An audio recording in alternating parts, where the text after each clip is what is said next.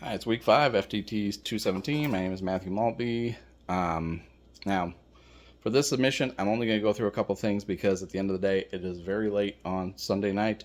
Um, Not making excuses, my wife's a nurse. She works weekends, and I got called into work this weekend. So almost all the free time that I had to actually work on my projects was taken up with either watching children or being called into my work. So, not making excuses, but at the end of the day, if I have to take a hit, I have to take a hit because life.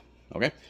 So first things first. Obviously, a little bit of the issues that I had last week with my firearm are gone. I lubed the heck out of it.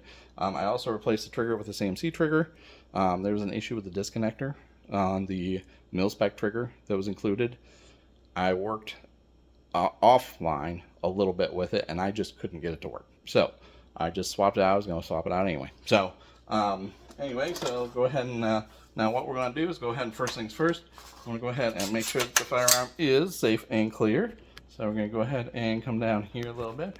A little bit of a dirty, workbench, but I mean, it's a work in progress. Okay, so I'm going to make sure, obviously, there's no ammunition.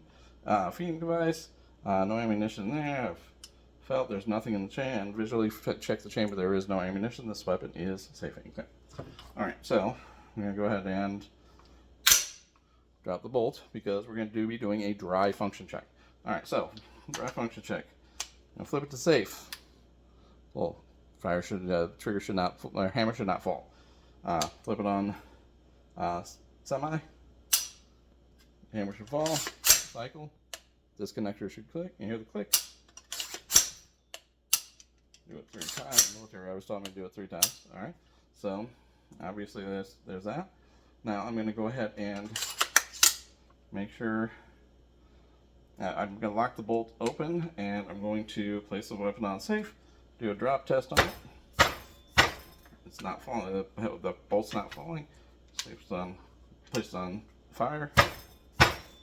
Again, bolt's not falling. Okay, so now the SDI course said to use a rubber mallet. I do not have a rubber mallet, but I'm going to be using the plastic side of the mallet that was sent with us. Just give it a couple taps here and there. Now this is with the bolt open, weapon on fire. Bolt is not going forward on semi or on safe. Again, now bolt forward,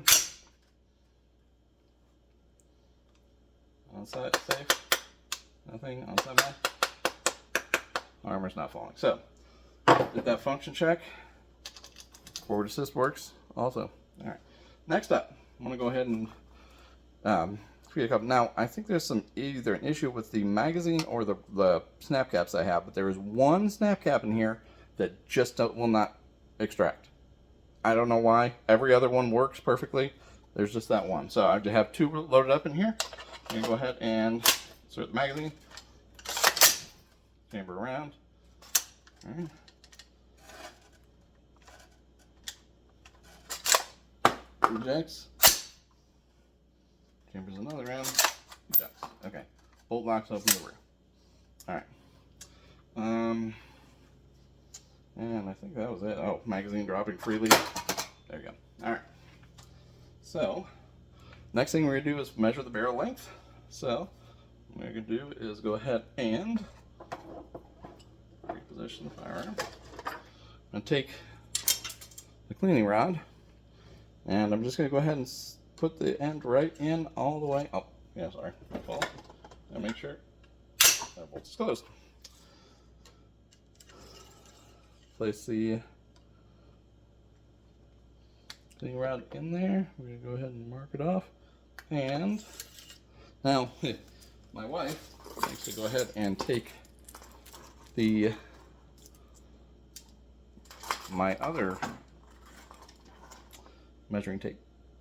Okay, and yeah, I would not put it back. So, go ahead and measuring on that mark. We got 7 inches. Okay, we'll go with that. Now, I want to go ahead and do the twist rate. Twist rate is going to be a little bit different. I'm going to go ahead and get a little piece of tape here.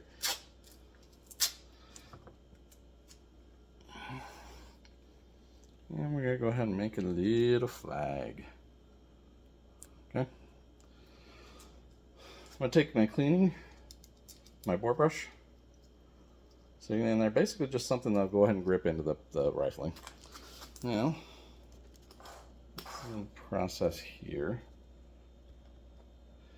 I've got my flag here. I'm going to go ahead and place it in. I might have to start at the end with the board brush now, but I'm going to go ahead and place it basically perpendicular to the top, grabbing the end, not the rod itself, not grabbing the end. I'm going to go ahead and start pushing through, and eventually now basically the flag is twisting.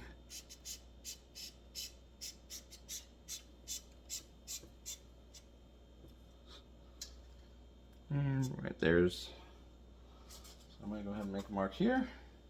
That's one full rotation.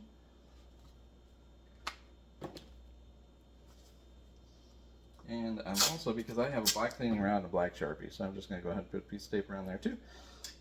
And we're going to go ahead and pull that out. And we'll measure from the end of the board brush down to our tape, which is 10 inches. So it's 1 in 10. All right, 1 in 10. All right, that's pretty much all I can really do right now. Again, I'm gonna have to submit this immediately. So yeah, looking forward to next week though, and have a great week.